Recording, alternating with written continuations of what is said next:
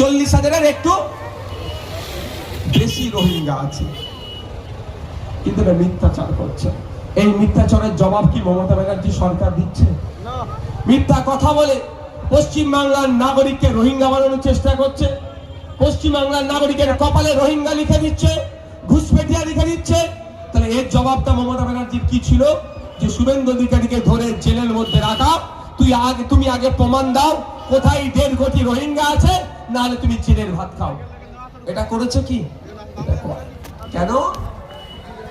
আপনাকে রোহিঙ্গা বলছে তো, আমাকে রোহিঙ্গা বলছে তো, এই রেজাউলের আব্বাকে রোহিঙ্গা বলছে, এই মঈনুদ্দিনের মাকে রোহিঙ্গা বলছে, এই আপনার হাসানের পরিবারকে রোহিঙ্গা বলছে।